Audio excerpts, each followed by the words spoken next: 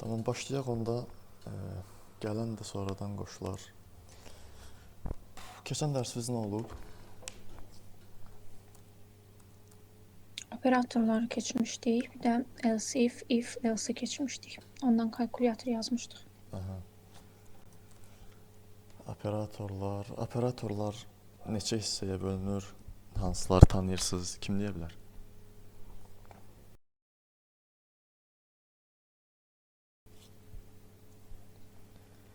Hansı operatorları tanıyırsınız?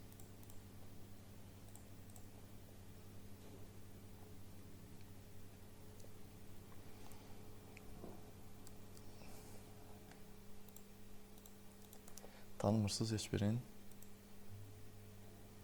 Riyazi əməllər üçün olanlar, toplama, vurma, bölmə, çıxma. Bir də assignment keçmişdik. Bərabərləşdirmə ya da plus bərabər, minus bərabər, artırıb azaltmaq kimi. Plus bərabər, minus bərabər, biz plus, minus. Bunları Onu da bilirsiniz. keçmişdik. Plus ya da x plus bunu keçmişik. Yəni inkrement, dekrement operatorları. Bəli. Ekranımı açım, bir kod nümunəsi göstərim. Belə bir kod yazıram.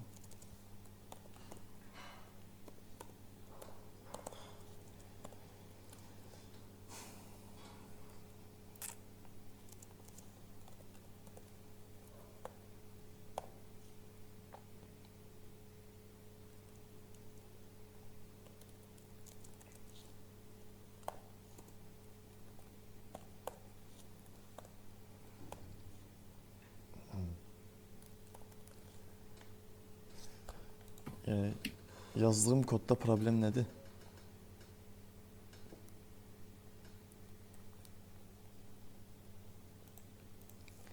Yəni mən bu kodu run eləsəm, birinci deyin görüm nə çıxartacaq? Orada mənimsətmə yazmışsa ola bilər. A bərabər olsaydı. B necə olmalıdır? 2-dən bərabərdir A. elə. Aha. Bəli. Deməli, bərabərdir tek istifadə olunanda bu nə operatordur? Mənimsətmə, assignment operatoru. 2 dənə yazılarsa artıq müqayisə operatorudur. Yəni bərabərliyin bərabər olub olmadığını yoxlamaq üçün istifadə olunan operatordur. Bu belə.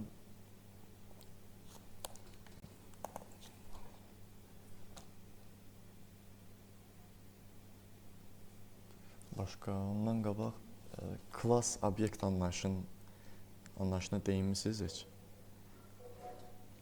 Ən azından səthi olaraq. Klass nədir, obyekt nədir? Kim deyər? Klass nədir? Bundan başlayaq. Klass nədir?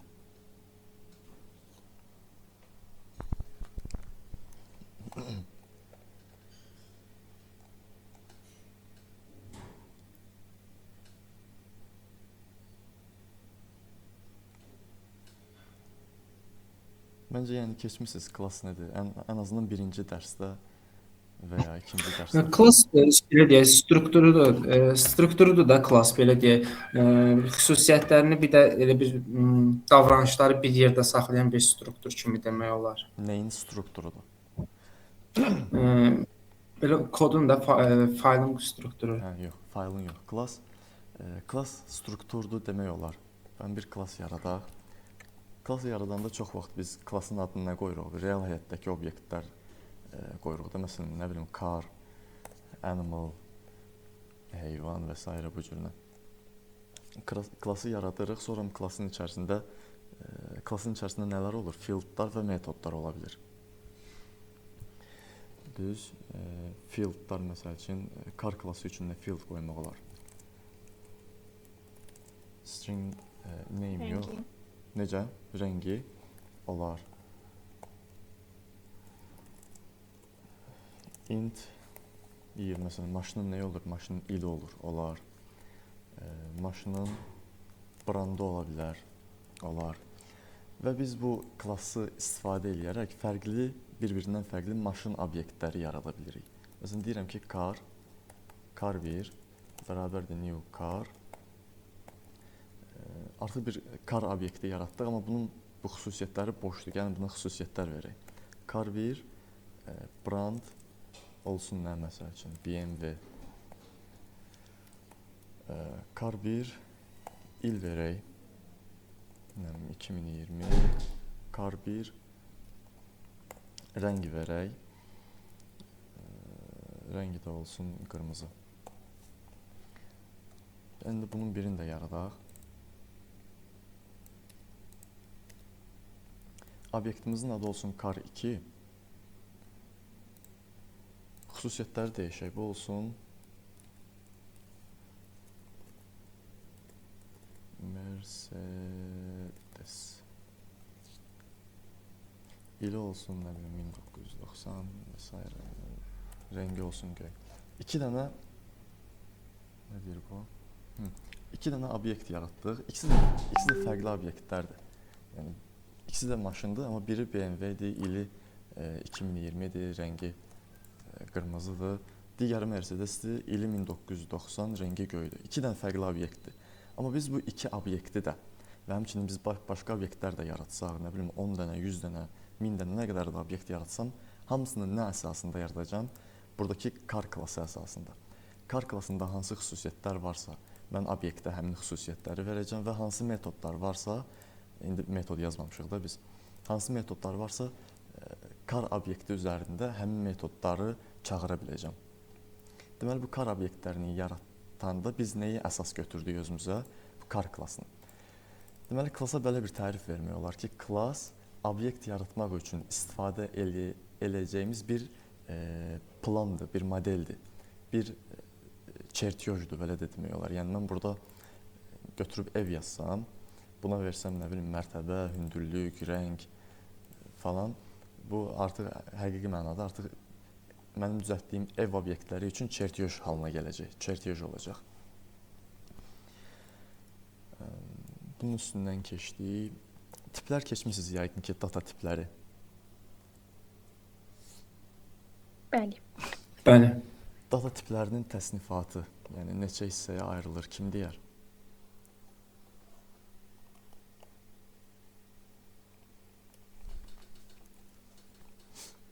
Primitiv bir də referans. Fərqin kim deyər?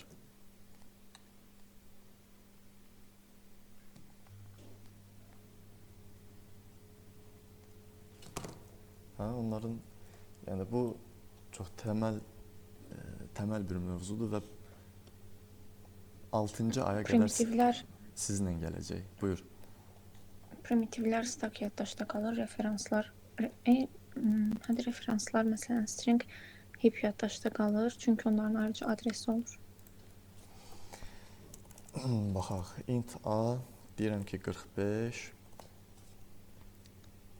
bir də deyirəm string s Həsən. Tam olaraq bu nə cür saxlanılacaq? Bu deməyək, belə deyək, baxın.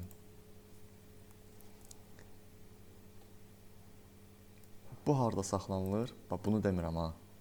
Dəyərdən gedmir söhbət. Dəyişənin özü. Bu a harda saxlanılacaq, bu s harda saxlanılacaq.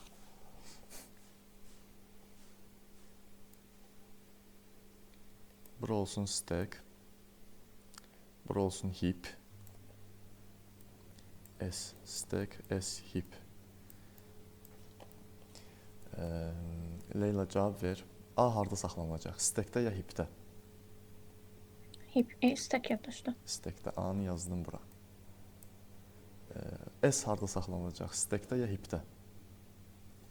Heap yaddaşda adres olacaq. Yox. S özü, dəyişənin özü təyin olunur stackdə. Aydındır? Bunlar dəyişənlərdir. Dəyişən tipindən asılı olmayaraq dəyişən özü stackdə saxlanılacaq. Baxın, bu hissə ad. Dəyərlərə gəldikdə dəyərlər artıq burada fərqlənir. Mən soruşsam ki, bu 45, yəni primitiv dəyər harda saxlanılır? Bu saxlanılacaq stackdə. 45. Amma soruşsam ki, bu Həsən, bu primitiv dəyər deyil artıq, bu string tipli bir obyektdir. Bu harda saxlanılır? Bu saxlanılacaq burada. Saxlanılacaq heapdə. Sıçanla yazmaq çətindir. Həsən. Bəs burada da bir dəyər var. Bu nədir? Burada bir dəyər var. Bu dəyər nə adlanacaq? Bu dəyər olacaq artıq adres. Aydındır. Çünki biz burada dəyişəni yaratmışıq. Bu dəyişən nə cürsə bura refer eləməlidir. Yəni bura istinad eləməlidir. O istinad da nə vasitəsilə olur? Referans, yəni adres vasitəsilə. Burada bir adres olacaq. O da məsələn bunu biz belə kletka kimi eləsək, cədvəl kimi fikirləşsək və desək ki, bu 11-ci sətir 12-ci sütunda yerləşir. Adres belə bir şey olacaq. 11-ci sətir 12-ci sütun bu şəkildə. Yəni proqramda biz gəlib desək ki, system out print line S, yəni mənim üçün S-i çap elətdir. Proqram çap elətdirəcək Həsən sözünü. Bunu da necə eləyəcək?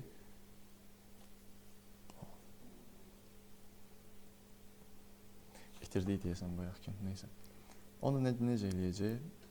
Stack burada, heap burada, burada S var idi, qarşısında bir yaddaş var idi, daha doğrusu adres var idi, burada da Həsən sözü.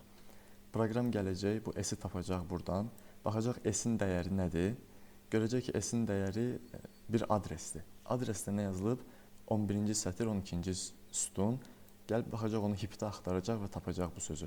Həsən obyektini, Həsən sözünü. Və onu burada çap elətdirəcək. Bu şəkildə. Gələk bunların müqayisəsinə.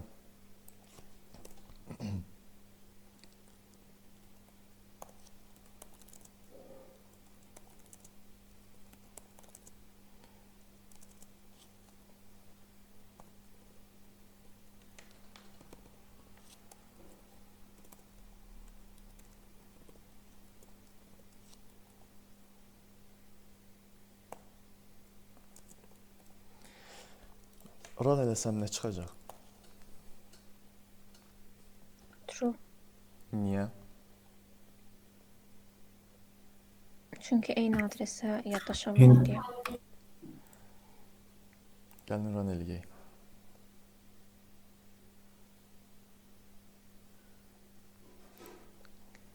İndi belə bir şey eləyirəm.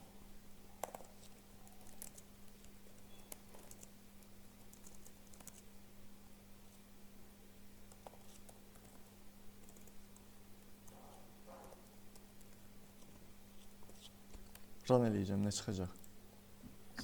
False çıxacaq. Çünki yeni bir qiymət vermiş olduq buna. Yəni obyekt vermiş olduq, yeni bir obyekt. False çıxacaq.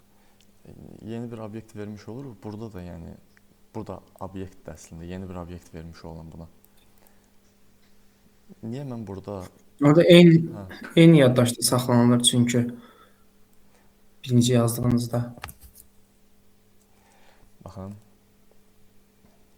Bunu elə burada bir yerdə çəkək.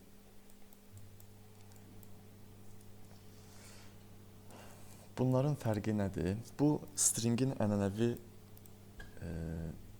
yaradılma üsuludur da, initialize üsulu budur. Ənənəvi üsul budur. Amma belə bir üsul da var.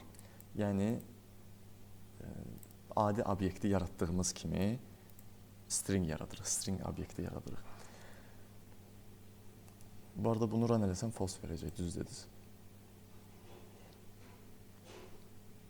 Bunların fərqinə baxaq. Niyə biri elədir, biri belə? Yenə stack heap'i çəkirəm.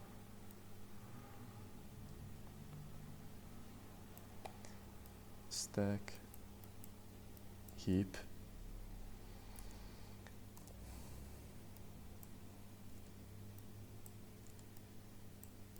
S1 burada. S2 burada. Biz bu şəkildə yaradanda obyektləri, daha doğrusu stringdən gəlir söhbət. Bu stringdə belədir ancaq. Biz bu şəkildə yaradanda nə baş verir? Heapdə bir obyekt yaranır. Belki birinci sətrə baxırıq. Onun içərisində də Həsən dəyəri yazılır. fərz edin ki, Həsən yazmışam. Və bunun da bir adresi var da, 11-12 olsun adresi. Buna verilir bu adres, 11-12. Sonra gəlirik, ikinci sətr icra olunanda eyni şəkildə. Bunun ikincisi yaradılır.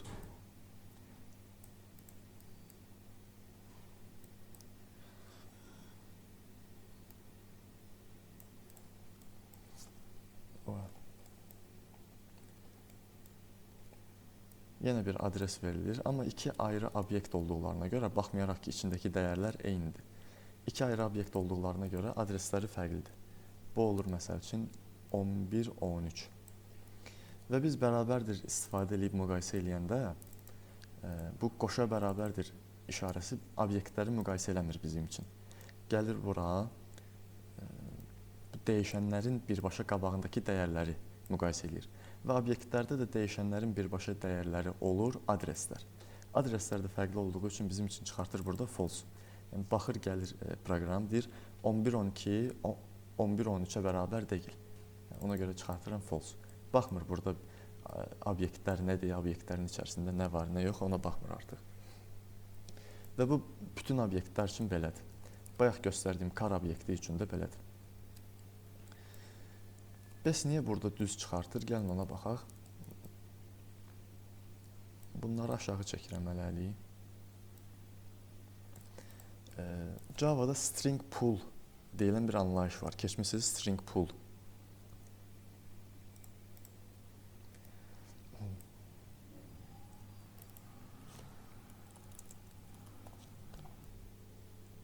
Keçməmiş. String pool nədir? String pool haqqında daha dəqiq danışacaqsınız qabaqki dərslərdə. Sadəcə bunu başa düşməyiniz üçün deyirəm. String pool yaddaşda JVM-in heap'in içərisində sırf stringlər üçün təyin elədiyi bir hissədir, sahədir. Bunu komment eləyək. Buranı açaq. Biz bu üsulla, bu yox, bu üsulla, yəni string yaratma üsulu ilə eyni iki dənə string yaratdıqda JVM nə edir?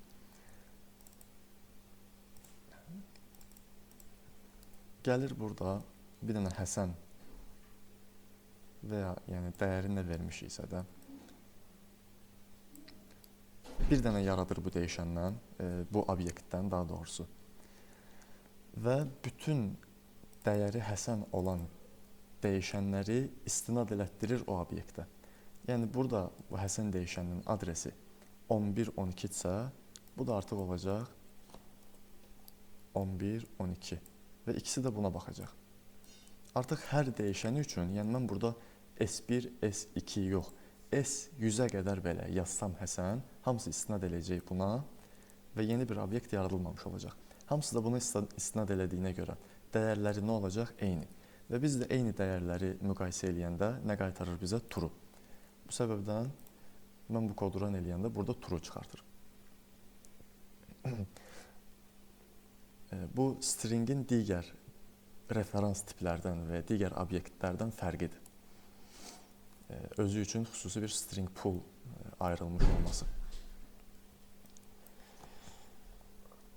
Bəs yenə iki dənə car obyekti düzəltək.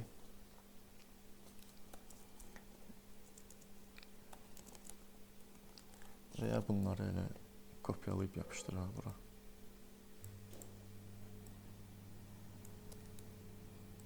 Bəs mən bunları necə müqayisə edeyim? Mənə lazımdır ki, mən bilməliyəm ki, car 1 ilə car 2 ikisi də eyni maşındırmı? Yəni ikisi də BMW, ikisinin də ili 2020 və ikisinin də ili rəngi qırmızıdırmı?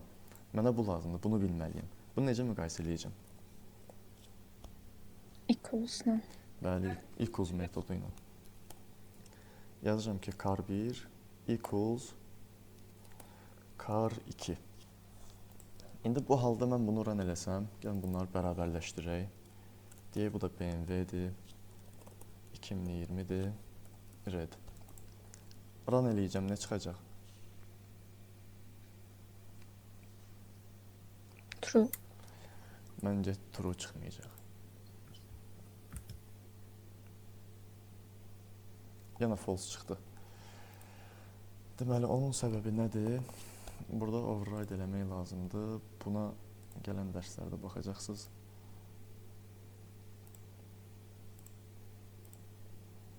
Burası üçün baş yormayın hələ ki. Yəni, bunu eləyəndən sonra, bura gəlib obyektin içərisində bu equals-u qoyandan sonra artıq equals metodu işə düşür. İndi true çıxacaq. True. Dəyişək, məsəl üçün, rəngini dəyişək. Eyni maşındır markası. ilə eyni, bir dənə rəngi fərqlidir. False. Deməli, işləyir.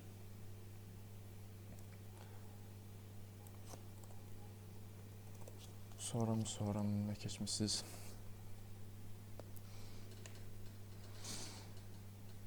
Tapşırıq vermişdi müəllim sizə. Bəli, kalkulyator. Bəli, vermişdim. Ev tapşırığı, yəni dərsdə yazdığınız yox, ev tapşırığı. Aha, ev tapşırığı kimi vermişdi. Yaza bilən və ya bilməyən olub. Platformaya yerləşdirmişik. Niyə? Onu mən görmürəm hələ ki, qrupu təzə dəyişmişik, onu mənə təyin eləməyiblər deyəndə mən platformaya baxa bilmirəm sizinkinə. Hər hansı bir bilmədiyiniz, qaranlıq qalan bir şey oldu orada? Mənim xeyr. Və ya əvvəlki tapşırıqlardan fərqi yoxdur. Xeyr. Aha.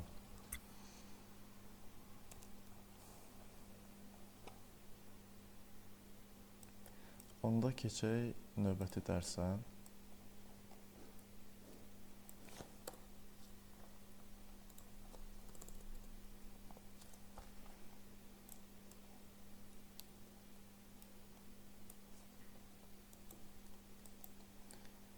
Növbəti dərs dövrlərdir. İstər Java-da, istər, yəni fərqi yoxdur, istənilən proqramlaşdırma dilində ən təməl anlayışlardandır dövrlər. Nə işimizə yarayır? Bizim, tutaq ki, bizə lazımdır ki, bir kod blokunu biz bir dəfə yox, 10 dəfə, 100 dəfə və ya 1000 dəfə icra edəyik. Götürüb eyni kod blokunu kopyala yapışdır eləyib 1000 dəfə yazmaq yerinə dövrlərdən istifadə edirik. Bir kod blokunu istədiyimiz qədər icra edə bilirik. Java-da bu 4 növü var. For-dur, while-dur, do-while və for each. Bunlar bir-birlərindən düzdür, müəyyən fərqləri var. İstər sintaksisdə, istər istifadə olunma yerində, amma bir-birlərinin alternativləridir. Yəni, for yerinə while, while yerinə do, while, for each yerinə for istifadə eləmək mümkündür. Sadəcə elə yerlər, elə məqamlar var ki, məsələn, for yerinə while istifadə eləmək daha əlverişlidir və ya əksi, while yerinə for istifadə eləmək və ya digərlərini. Başlayaq elə fordan. Burada Java-dan başqa proqramlaşdırma dili ilə tanış olan var. Mən Python bilirəm biraz. Pythonda nə qədər bilirsən, məsəl üçün? Bu dövrləri bilirəm, məsələn, funksiyaları, dövrləri. Çox başlanğıc səviyyə bilirəm. Pythonda düzdür, for falan biraz fərqlidir. O, biraz daha rahatlaşdırılmışdır. Başlayaq fordan, bir fora nümunə.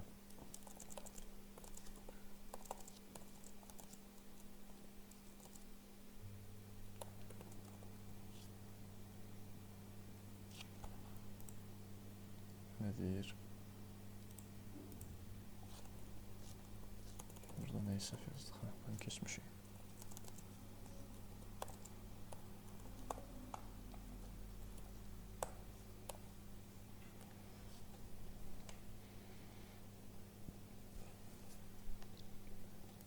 Ən sadə nümunələrdəndir. Gəlin bir baxaq burada yazılanlar nədir? Deməli, int i başlanğıc dəyərdir. Burada biz yəni üzərində iterasiya eləyəcəyimiz, yəni artıracağımız və ya azaldacağımız dəyişəni təyin eləyirik. dəyişənimiz i-dir. İlkin dəyəri 0-dır və tipi də integerdir. Daha sonra proqram bu for blokunun içərisinə hansı şərt daxilində girəcək? Yəni bu for blokunun içərisindəki kodu hansı şərt daxilində icra edəcək, onu yazırıq. Bu burada şərtimizdir bizim. Deyirik ki, əgər i, verdiyimiz i, yəni bu, ondan kiçikdirsə, artıq gəl bura bu kodu icra elə. Və kod da icra olunub qutarandan sonra, bu body hissəsindəki kod hamısı icra olunub qutarandan sonra biz artıq bir iterasiyanı artırmalıyıq da. Yəni i-yə vermişik 0 və bu 0-ı dəyişməliyik, artırmalıyıq. Onun üçün də burada inkrementdən istifadə edirik. İnkrement olmaya bilər, biz onu 2-2 artıra bilərik, 5-5, 4-4 nə qədər istəyirik artıra bilərik. Burada bu inkrement, artırma olmasa, bu for bloku sonsuz sayda dövr eləməyə başlayacaq. Çünki niyə? Gələcək baxacaq, i 0-dır, şərt ödənir, kodu icra elədi. i-ni dəyişmədik, i yenə 0-dır, şərt ödənir, kodu icra eləyəcək və sonsuza qədər belə gedəcək. Ona görə burada bu artırmadan istifadə edirik. Bunu run eləyək. Python-dakından fərqlidir bu forun sintaksi. Python-da necədir? For, i, in. Burada ya range yazırıq, ya bir array veririk. Düz. Bəli. Python-da daha asandır. Python-da daha biraz daha abstrakt formasıdır. Adi dildədir. İnsan dilinə daha yaxındır. Burada məsəl üçün Python-da onu sizdə bir dənə for var. Deyirsiniz i, in. Buraya ya array verirsiniz, ya range verirsiniz. Bir for da bu sizdə. Java'da for artıq 2 yerə ayrılır. Burada biri fordur bu şəkildə. Məsələn, sizdəki range-ə gəlir bu, düz gəlir. Bir də o arraylarla işləyəndə for each-dən istifadə edirik. Onu da gələn dərsdə görəcəksiniz.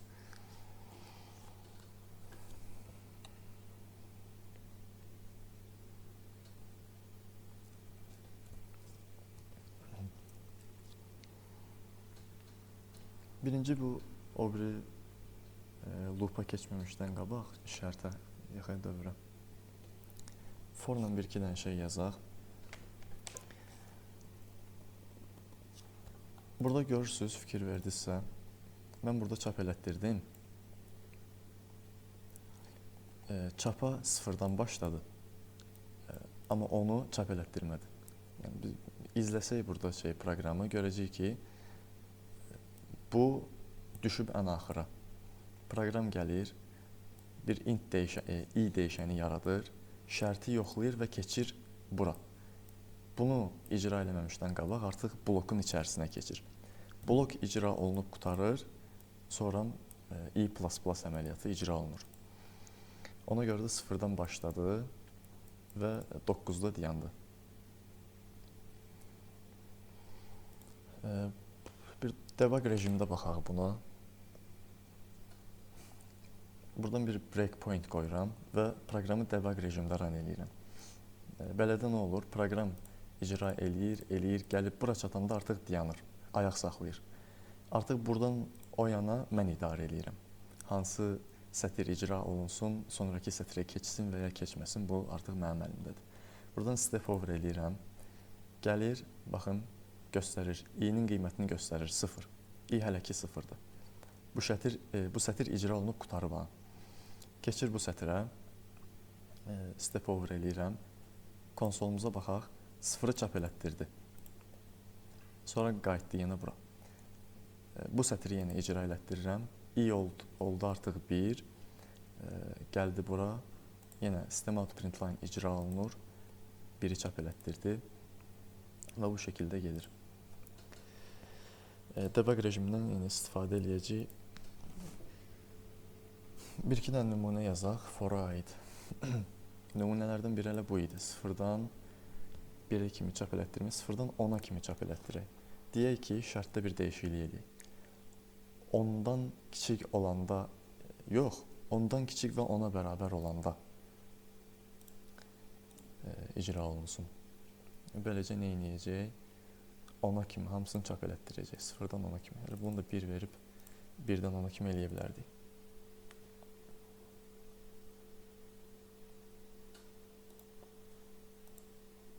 Buradayıq. 1-dən 10-a kimi çap elətdirdi.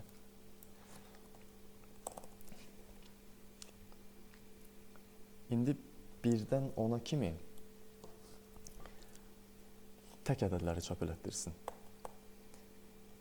Şərti eyni qoyuram. Deyirəm int i 1-dən başlasın və i kiçikdir, bərabərdir 10 şərti daxilində. Deməli, bunu 2 üsulla eləmək olar.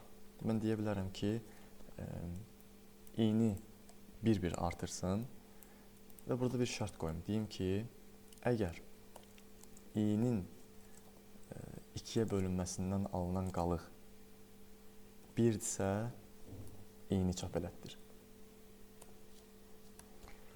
Yəni, bir ədədin 2-yə bölünməsindən alınan qalıq 1-dirsə, ədəd nədir? Təkdir ya cütdür? Tütdü. Təkdir, tək. Necə dediniz bir də? Hə, tək. Təkdir, bəli.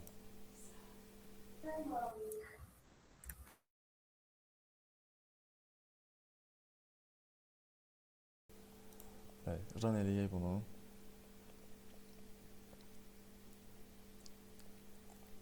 Birdən 10-a kimi tək ədədləri çap elətdirdi. Bunun bir üsulu da var. Artıq bu şərtə ehtiyac qalmır. Eynisini yazıram bura.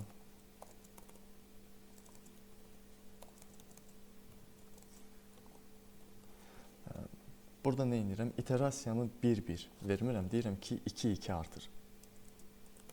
Baxın bu şəkildə. Bir dəqiqə. Deyirəm ki, 2-2 artırsın. İstəmad println i. Bu hissəni komment eləyək.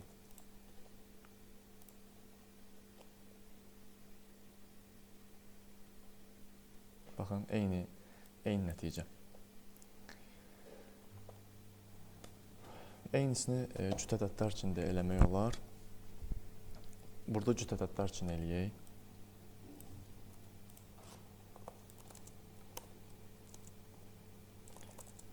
Int i bərabərdir 1.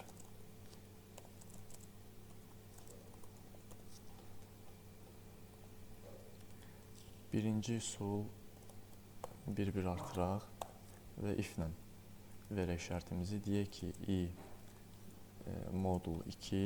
Cüt ədədlər üçün artıq burada 0 yazacaq. Çünki cütün 2-yə bölünməsindən qalıq alınmır.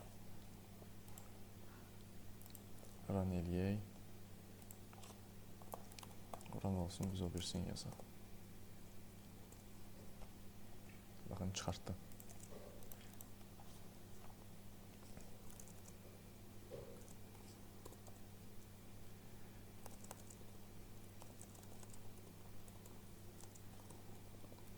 İkinci üsulla bunu necə eləyərəm? Yəni, if bloku istifadə eləmədən sırf forun özü ilə cüt ədədləri çap elətdirmək istəyirəm. 0-dan 10-a kimi. Necə eləyim? Bu şəkildə.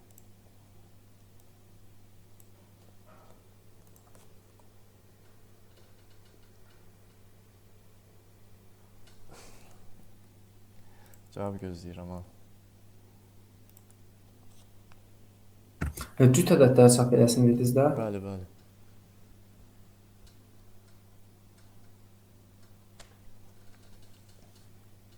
Mən belə eləmək olar ki, i-ni hər dəfəsində 2-yə vursun.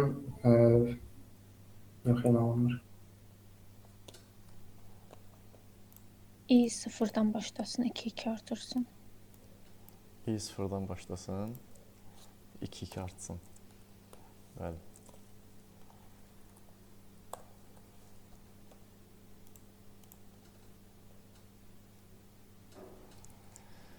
Düzdür.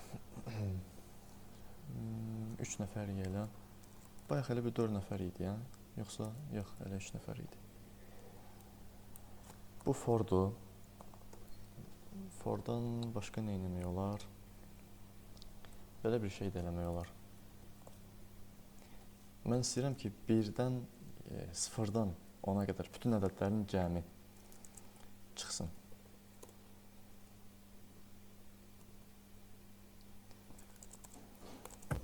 Burada i üstə gərək i yazarıq da. I bərabər i üstə gərək i olar. I bərabərdir. Burada yazın. Burada yazsaq. Yox, burada If içində yazsaq yaxşı olar məncə. gəlin if içində yazaq. 10 i-ni 1-1 artıraq. Nə yazım if içində? Burada if-ə ehtiyac yoxdur ümumiyyətlə. Yəni biz hər hansı bir şərti yoxlamırıq. Yəni if ehtiyac olmayacaq. Elə i bərabərdir i üstə gərək i yaza bilərdik də şeydə.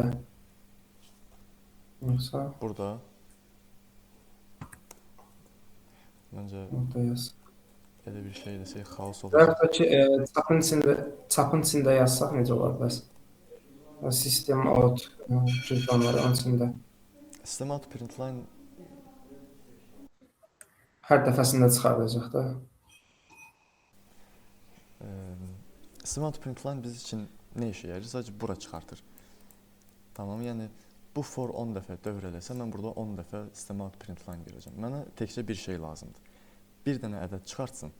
O da 0-dan 10-a qədər və ya nə bilim neçəsə qədər ədədlərin cəmi olsun. Mənə bir dənə cəm dəyişəni lazımdır. Yəni o cəm dəyişənini biz yaradaq. Integer cəm sum yazaq. Dəyişənlərin adlarını falan ingiliscə verməyi adət eləyin. Bu olsun 0. Çünki yəni ilkin dəyər bunda 0 olacaqdır. Çünki heç nə cəmlənməyib. Heç bir dəfə artsın da hər dəfə. I qədər artsın. hər yəni. dəfə i dəfə yox, i dənə artsın.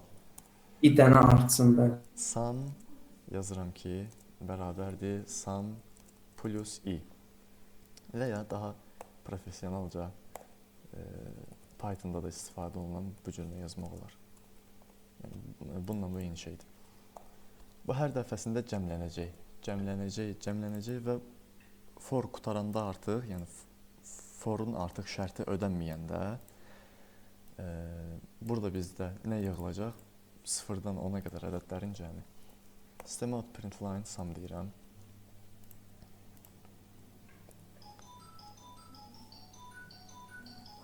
Düzdür görən 55 olar da yəqin.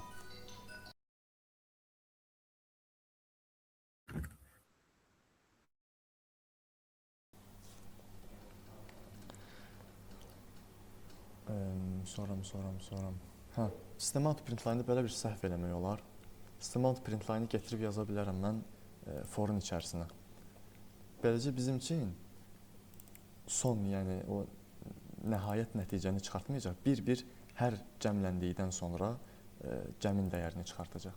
Bizə də o lazım deyil. Baxaq. 0, 1, üstünə 2 gəldi, 3, üstünə 3 gəldi, 6, üstünə 4 gəldi, 10 bu şəkildə. Və düzdür, 55 olmalıdır axırda. System out print line burada forun xaricində yazılmalıdır. Keçək o biri dövrə, while dövrünə.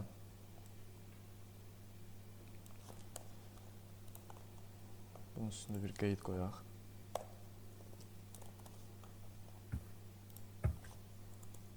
Fordan sualı olan var. Xeyr. Xeyr. Deyəm, bura while yazdım, for olmalıdır.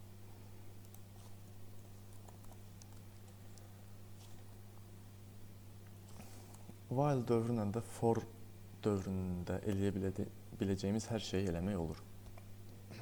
Fərqi nədir? Forda dövrlər müəyyən sayda olarsa for istifadə edirik. Sərdə nə deyirik?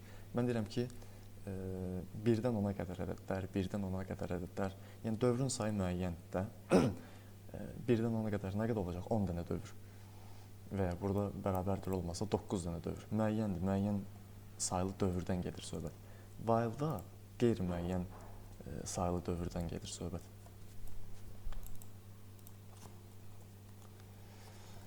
Yəni necə? While elədir ki, sadəcə bir dənə şərtə baxır və kodu icra edir. Şərtə baxır, kodu icra edir.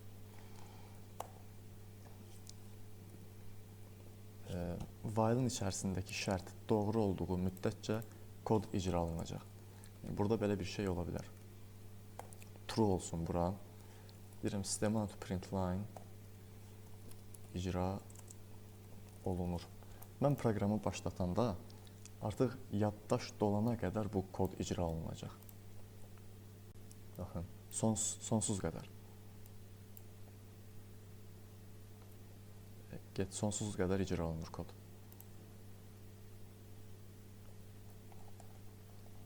Nə qədər icra olundu?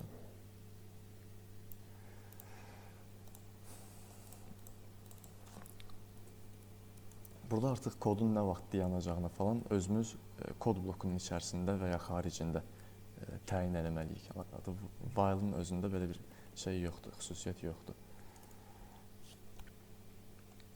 Gəlin elə bunu, məsəl üçün, 10-a qədər çap elətdirməni burada eləyək. While-ın xaricində iterasiya təyin edirəm özüm üçün. Deyirəm 0 olsun.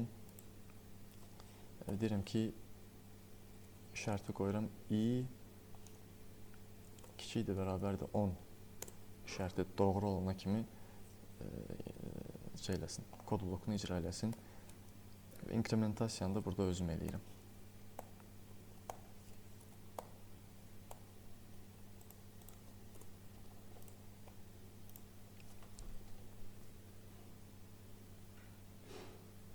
Yaxın 0-dan 10-a kimi. Sonra o birisləri də while-da yazaq. Gözümüz öyrəşsin. Tək kütləri eləyək.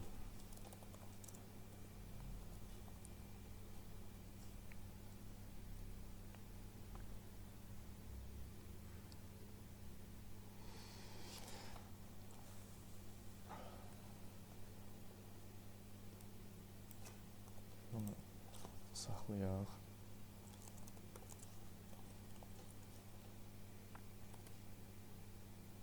Bunu da həmçinin if-lə də eləmək olar, iterasiyanın sayını artırıb da eləmək olar.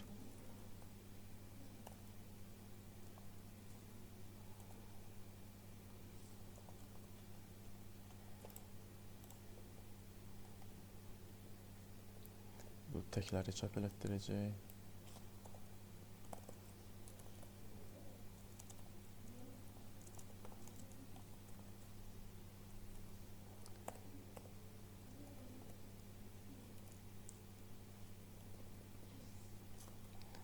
IDE olaraq nə istifadə edirsiniz? Bu IntelliJ yoxsa VS Code? Məndə VS Code. Məndə də VS Code.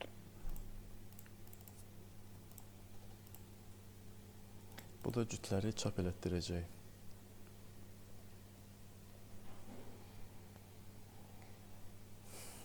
Sonra bu while'dır, yəni dediyim kimi for'un alternatividir. For'un üzərində biraz dayandıq, bəsdir yəni. Bir də var do while. Bu da bu şəkildə yazılır. Do, arxasıca while. While'dan fərqi nədir? While'da ilk öncə şərt yoxlanılır. Şərt ödənirsə, body'nin içərisindəki kod icra olunur. Do while'da bunun əksidir. Birinci kod icra olunur, sonra şərt yoxlanılır, görək, yenidən, yəni sonraki dövrə keçilsinmi? Birinci body'ni yazırıq burada, system.out.println yazaq. Int i-ni də verək burada, 15 verirəm bu dəfə. Və ya 10 verək, və ya 9 verək.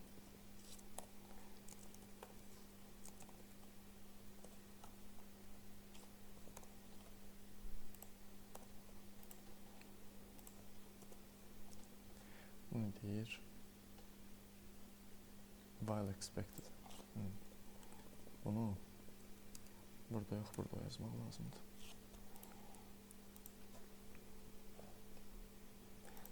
İnkrement eləmədik, sonsuza qədər gedəcək.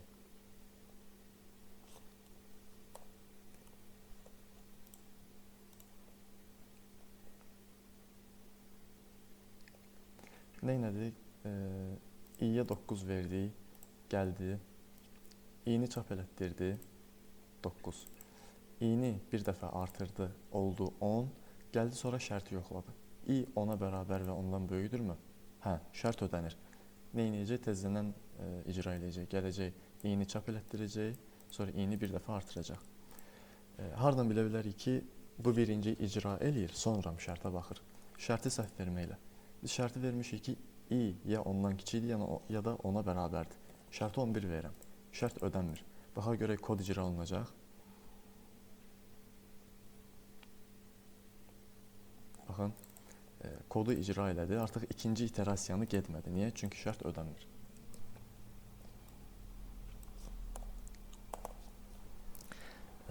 Do while da belə. Dördüncüsü dediyim kimi for each, bu gələn dərsdə baxacaqsınız. Arraylarla falan işləmək üçündür. 2 dənə keywordümüz var. 2 dənə keywordümüz var. Biri break'dir, yəni açar sözümüz. Digər də continue. Break nə işə yarayır? Bunları for üzərindən göstərəcəm.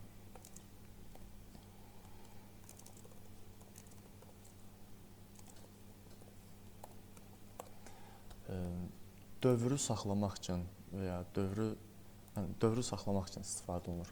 Müəyyən bir şərt daxilində əgər bizə artıq dövr eləmək lazım deyilsə, tutaq ki, biz istədiyimizi əldə elədik və lazım deyil ki, artıq 9-cunu, 10-cunu, 11-cini, 100-cünü eləsin, o breakdən istifadə edirik. Mənə lazımdır ki, məndə burada bir ədəd var, məsələn, təyin eləmişəm. Bu olsun, bu nə bilim, ID olsun. Yəni, identifikasiya nömrəsi ID. ID 7-dir. Mənə lazımdır ki, 7-ci ID-yə gedib çatsın və dayansın. System out print line deyə bir şərt qoymalıyıq da. Əgər i bərabərdirsə ID, yəni iterasiyanın sayı bu i, bizim təyin elədiyimiz bu identifikasiya nömrəsinə gəlib çatsa, orada dayansın. System out print line deyək, bilək ki, gedib ora çatdı.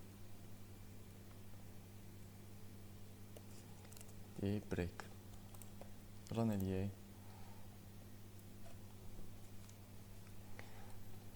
Biz şərti neçə vermişik? 1-dən 10-a kimi. Amma neçəyə kimi çıxartdı? 1-dən 7-yə kimi. Niyə? Çünki biz dedik ki, 7-yə çatanda artıq dayansın. Bu harada işə yaraya bilər? Tutaq ki, bizdə 10 dənə deyil dövrlərin sayı. Olacaq 100 dənə, 1000 dənə. Bizə lazımdır 7-ci, 8-ci və ya neçəncisi. Artıq ondan o yanası lazım deyil. Bizə lazımdır bir dənə 10-a kimi çıxartsın. Çıxartır və əlavə yük olmasın deyənə, kompüterə, proqrama əlavə yük olmasın deyənə breakdən istifadə edirik. Artıq bizə 7-dən sonraki o 1000 dənə, 100 dənə dövr ehtiyac yoxdur. Bu breakdir. Bunun adını aşağıdan yazaq. Continue. Continue da bənzər bir iş görür, amma onun da fərqi var.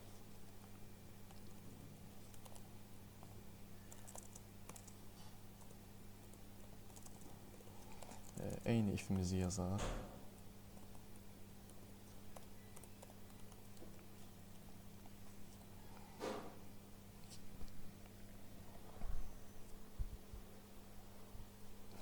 Deyək ki, system out print line i. Yenə burada bir dəyişən təyin eləyim. ID olsun. Yenə verirəm ona 7. Heç buna da ehtiyac yoxdur verməyə. Belə buradan verək. Deyək ki, əgər i bərabərdirsə 7-yə və ya ikinci bir şərt verirəm və ya bu operatoru bilirsiniz də yəqin ki. Or. Or, bəli, or operatoru. Yəni iki şərtdən biri true olarsa, artıq bu ümumi şərtin hamısı true olur. İkisindən biri yəni belə deyək, iterasiya ya 8-də ya da 7-də olarsa, deyək ki, continue. İndi continue nə iş görəcək? Break ümumi dövrü saxlayırdı. Yəni break komandası bir dəfə icra olundu mu, vəsə, ümumi dövr artıq bu kodları icra edən kursor bu dövrdən çıxırdı, artıq buradan çıxırdı və davam edirdi. Continue nədir? Bütün dövrü yox, sadəcə həmin iterasiyanı saxlayır. Gəlib 8-ə iterasiya 7 olarsa və ya 8 olarsa, continue artıq qayıdır ən başa və yenidən saymağa başlayır. 7, artıq 9 falan bunlar çap olunmalıdır. Nə deyir burada? Last statement. Belə eləyək.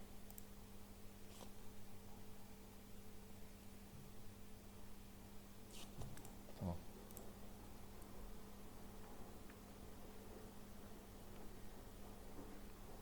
Baxaq. Gəldi 1, 2, 3, 4, 5, 6. Artıq 7 yoxdur və 8 yoxdur. 9 var, 10 var. Buna bir də biz debug rejimində baxaq. Buradan breakpoint qoyuram. Debug rejimi açıram. Konsolda heç nə çap olunmayıb. Bu sətirdədir və bizim əmrimizi gözləyir. İcra eləsin ya yox. Deyirəm ki, icra elə. Gəlir, düşür aşağı. I neçədir? 1. 7-dir? Yox. 8-dir? Yox. Deməli, bu continue, bu ifin blokunu keçəcək. Ora daxil olmayacaq. Və birbaşa çap eləyəcək bunu. Çap elədi. Yəni, keçək bunu bir 8-ə, 7-yə çatana kimi. Ədədləri biraz kiçik verim. Rahat görək.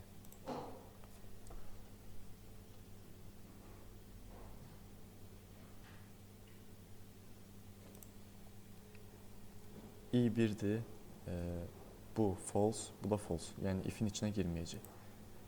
Biri çap eləyəcək.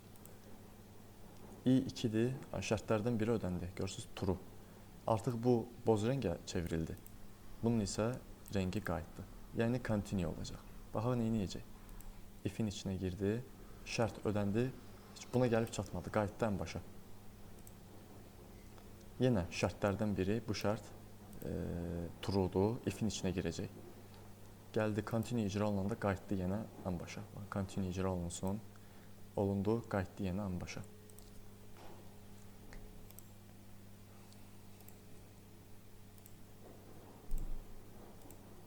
Və qalanları da olması gerektiği kimi çap olundu.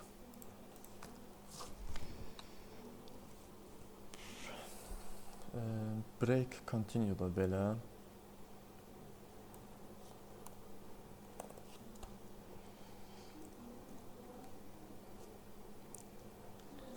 Bir dənə də nümunə yazaq. Amma birinci məntiqi siz fikirləşin.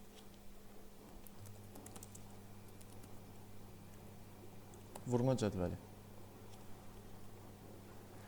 Looplardan, yəni bu dövrlərdən istifadə edərək, yəni elə for dövrünü götürək, for dövründən istifadə edərək vurma cədvəlini necə çap elətdirə bilərəm mən? Bir 5 dəqiqə fikirləşin məntiqini. Necə yəni vurma cədvəlini? İndi həll olaraq yoxsa... Baxın, baba, belə. Mənə lazımdır ki, mən printdə bunu görüm.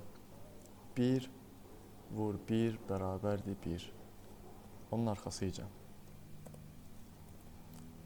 1 vur 2 bərabərdir 2.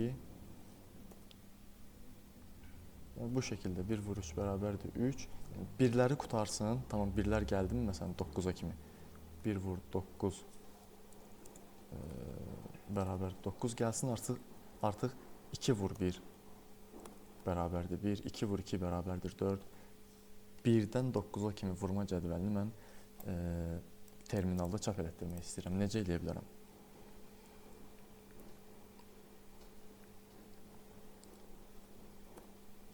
Yəni, burada şübhəsiz ki, dövr var da, baxın. Birinci 1 yazılıb, sonra 2 yazılıb, 3 yazılıb 4, 5, 6, 7, 8, 9. Sonra yenə yazılacaq. 1, 2, 3, 4, 5, 6, 7, 8, 9. Burada dövr var. Həmçinin bu tərəfində də dövr var. Birinci birlər yazılır, sonra ikilər, sonra üçlər. Tam vurma cədvəlinə keçməyək heç. Mənə birin vurma cədvəlini, yəni 1 vur 1-dən 1 vur 9-a kimi vurma cədvəlini çap elətdirmək lazımdır. Necə eləyə bilərəm?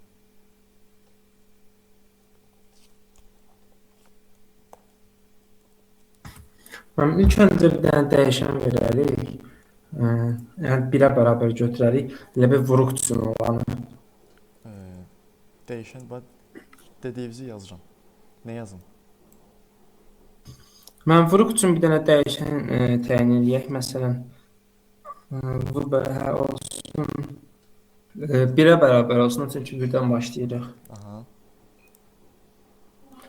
Sonra for açarıq, bir dənə for dövrü.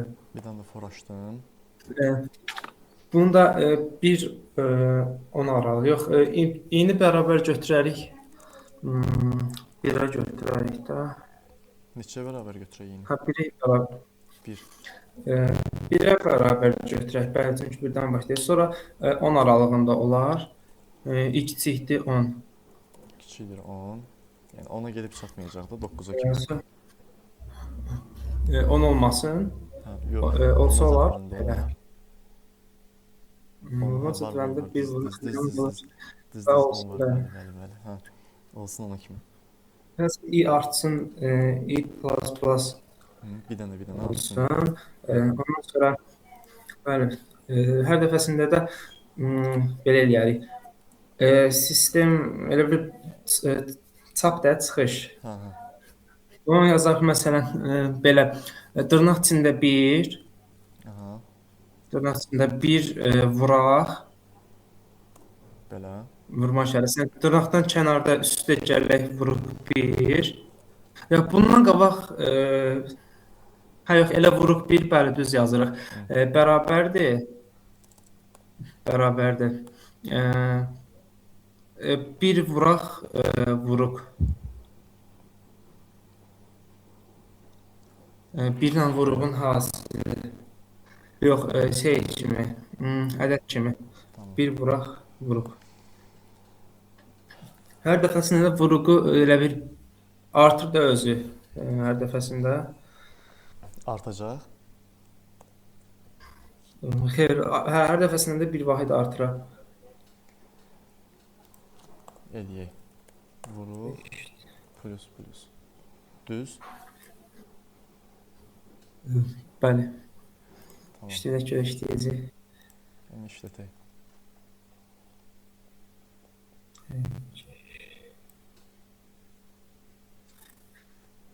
Aha. İşlədi. İşlədi işləməyinə. Hələ yəni birin vurma cədvəli. Burada bəzi artıq yazılan şeylər var. Gəl sən yazdığı komment eləyə qalsın orada. Mən bunu belə yazardım.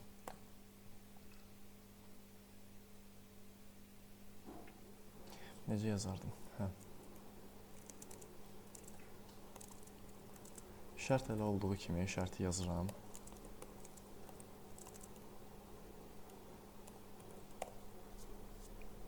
Var getdi.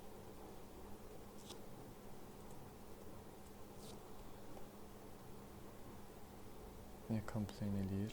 Cannot resolve. Burada əlavə düşüb.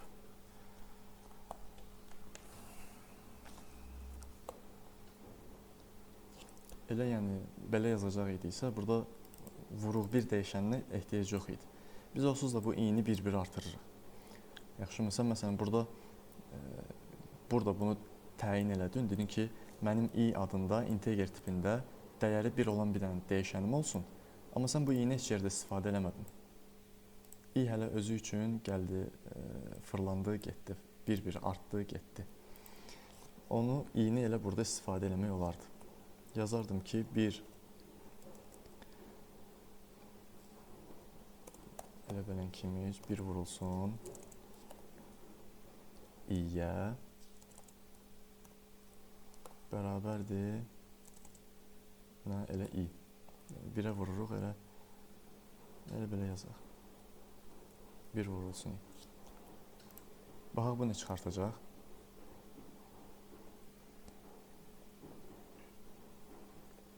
Eyni şeyi çıxartdı. Bəli, məndə bir dənə artıq idi. Hə, nə fərqi oldu? Sən burada bir dənə vuruq dəyişəni, vuruq bir dəyişəni təyin elədin. O vuruq bir dəyişənini gəldin burada istifadə elədin. Bir də əlavə olaraq onu inkrement elədin, bir artırdın. Və bunun yerinə bu i-ni istifadə eləmək olardı, buradakı kimi. I-ni biz onsuz da təyin eləyirik, for üçün lazımdır. Elə onu istifadə eləyib, onu bir artırıb, buradan cədvəli çıxartmaq olardı. İndi bu belə. İndi bir də fikirləşin ki, biz burada nəyi inkrement elədik? Bax bu hissəni. Burada 1 oldu, burada 2, burada 3, burada 4, burada 5. Bir də bunun mənə lazımdır 1-dən 10-a kimi vurma cədvəli. Burada da nəsə inkrement olacaq. Orada nə olacaq? Artıq bu hissə. Bura birinci hissədə 1-ə vurulmadı. Bura olacaq 1.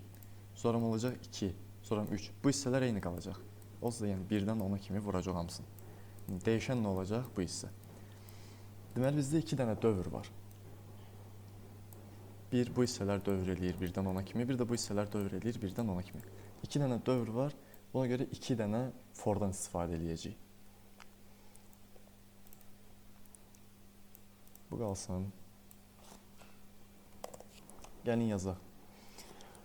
Birinci yazacağım, sonra baxarıq. Deyirəm i 1-dən 10-a kimi i-ni inkrement elə. Bu bizim birinci dövrümüz olacaq. Sonra mı yazıram? Dövr içində dövr. Nested loop deyirlər buna. Adını da yazaq bura.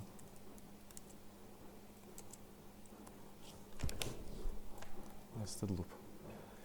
Bu da bizim ikinci dövrümüz olacaq. İkinci iterasiya. Burada artıq i verə bilmərəm. Çünki i-ni burada vermişəm. Çox vaxt i-nin yerinə alternativ olaraq j verirlər. Bu da həmçinin birdən başlayacaq. Gedəcək 10-a kimi.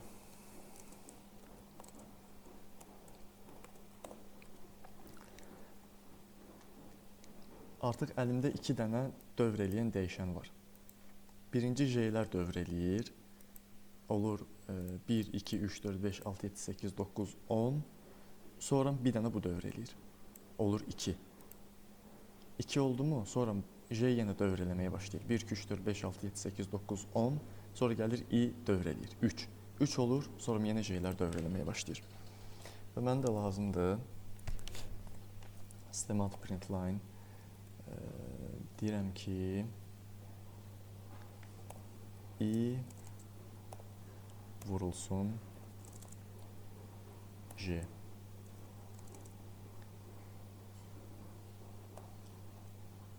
Bərabərdir i vur j. Run eləyək.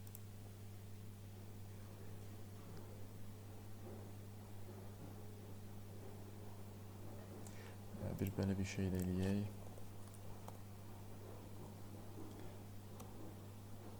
Rahat ayrılsın.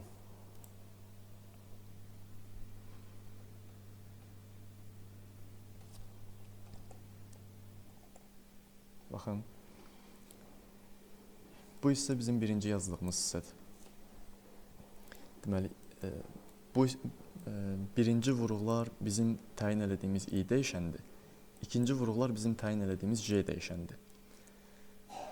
Yazıram 1 vur 1, daha doğrusu yazılır 1 vur 1, sonra 1 vur 2, 3, 4, 5. Birinci hissə, yəni bu i-lər hələ ki dəyişmir. O bir dəfə girdi bu blokun içərisinə, artıq bu icra olunur. Bu icra olunub qutarandan sonra yenə gələcək, buna baxılacaq. Yəni i-lər olub, durub bir şəklində, j-lər iterasiya olunur. 1, 2, 3, 4, 5, 6, 7, 8, 9, 10. Artıq ondan sonra bir dəfə artdı, bu şərt ödənmədi, kursor çıxacaq bu blokun xaricinə, bura. Niyə özümü yoruram, elə debug rejimdə baxaq da. Konsola baxırıq, hələ ki heç nə çap olunmayıb. Kursor bu sətirdədir. Deyirəm ki, bu sətiri icra elə. baxır, şərt ödəndi, düşdü bu sətrə. Burada da bir şərt var. Baxacaq görüm şərt ödənirmi? Şərt ödənir. Yenə düşdü içəriyə. İndi burada baxın. İ'miz 1-dir, J'miz 1-dir. Buradakı J 1-dir. Uyğun dəyərləri qoyacaq yerinə və vurma əməliyyatını aparacaq. İcra ilə deyirəm. Baxın, 1 vur 1, çıxartdı 1. Buradakı birinci birimiz bu i'dir. İkinci birimiz bu J'dir. Bunu icra elədi. Yenə baxır, şərti yoxlayır. Baxır görək J 10-dan kiçikdir, hə kiçikdir. Deməli, bura gəlib çatmamış, bu yenə icra olunacaq. Yəni bu i bir dəfə artmamış, bu J bir dəfə artacaq. Baxdı şərtə, indi deyirəm yəni icra elə. Baxın, 1 vur 2, 2. Yenə şərtə baxır. Hələ yenə o xaricdəki fora hələ gedib çatmayıb. Hələ bu for var, hələ bu icra olunur, dövr eləyir. Şərtə baxır. Baxın, i'miz hələ də 1-dir. J 3-dür. Deyirəm, çap elə. Çıxartacaq. 1 vur 3, bərabərdir 3. Yəni bu 1-ə vurmaları qutarsın. 2-yə vurmalara da baxaq. Gəlir. i'miz 1-dir, J'miz 10-dur. Çap elətdirir. Elədi. Baxaq görə hələ də şərt ödənilmi? J 10-dur. J bir dəfə iterasiya eləyəcək, olacaq 11. 11 olanda artıq bu şərt ödənməyəcək. Şərt ödənməyəcək deyənə artıq bu blokdan kursor çıxacaq, gələcək yenə bu şərtə baxacaq. Baxın, artıq bu blokdan çıxdı, keçdi bura, bu ayrıcını çap elətdirdi və keçdi yenə şərti yoxlayır. i1 idi də bayaqları. Artıq i'ni bir dəfə artıracaq, i'miz olacaq 2. i oldu 2. Yenə gəlir indi bu dəfə J 0-dan başlayacaq, yəni 1-dən başlayacaq. Birinci vuruğumuz artıq 2 olacaq. Çap elətdirirəm. 2 vur 1, 2 vur 2, 2 vur 4. Bu şəkildə 2 vur 10-a kimi çap elətdirdi. Gəldi yenə i'ni bir dəfə artıracaq. i oldu 3. Yenə 3 vur 1, 3 vur 2. Nested loop da bu şəkildədir. Bunları hamısını çap elətdirək. Gəldi 10 vur 10. Artıq həm i, həm j 10 oldu. Bir dəfə artırılanda olacaq ikisi də 11. Heç biri şərti ödəməyəcək və proqram dayanacaq. Nested looplarda belə. Baxdıqlarımız arasında ən qəlizi bu idi. İç-içə 2 dənə loop çox adamı çaşdırır. Buradan başa düşmədiyiniz nəsə oldu?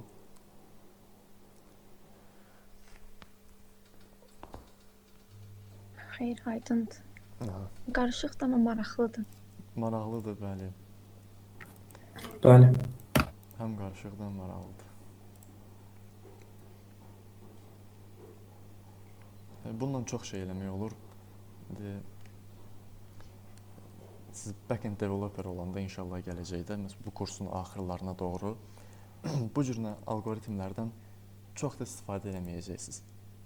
Bu həm ağır algoritmdir, iç-içə loop yazmaq, iç-içə dövrlər yazmaq çox ağır algoritmdir. Mən burada üçüncü bir dövr yazsam artıq eksponensial şəkildə şey olacaq, ağırlıq düşəcək kompüterə.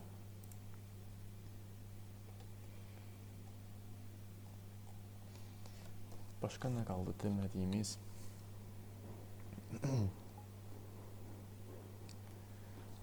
Dövrlərdən bu qədər. Gələn dərsdə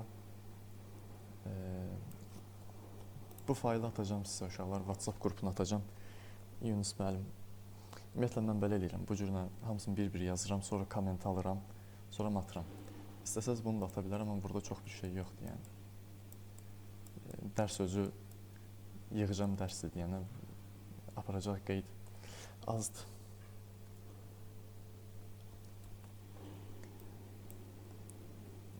VS Code işlətməkdə çətinlik çəkən var, run eləməkdə, nə bilim, faylları şey eləməkdə falan, düzgün yığmaqda.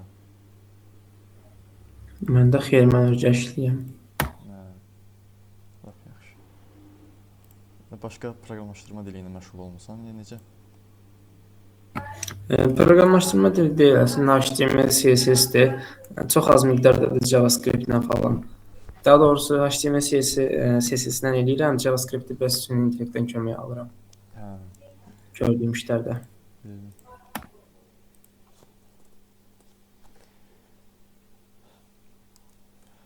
Dərsin bitməyinə 15 dəqiqə qalıb.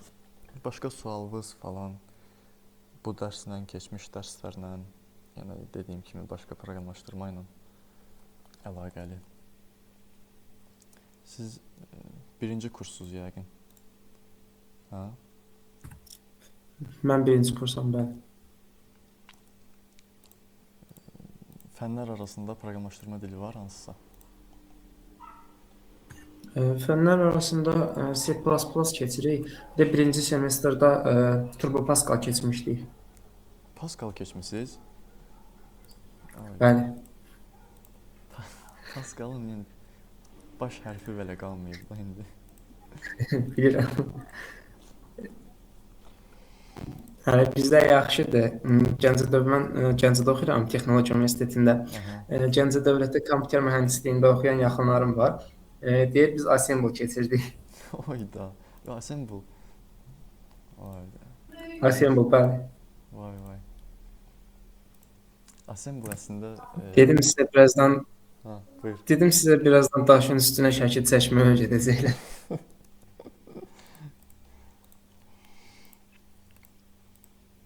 Assembly əslində əgər şeyi öyrənmək istəyirsə, CPU-nun, yəni hardware ilə software, CPU ilə əməliyyat sistemi necə əlaqə qurur, bunu öyrənmək istəyirsə, assembly pis dil deyil.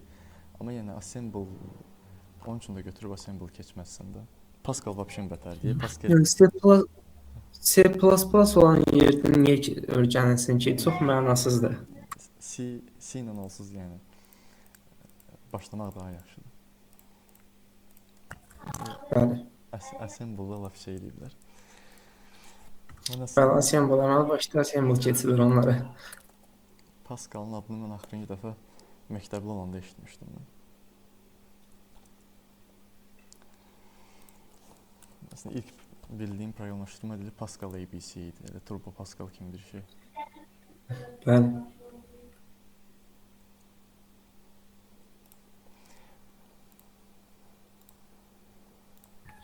Bizim editorlarımız da qəşəngdir də, dəftər.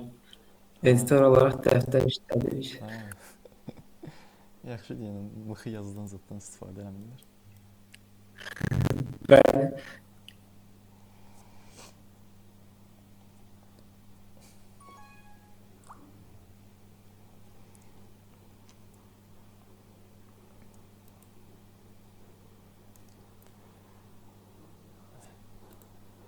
Yəni sizin şeyi götürüm.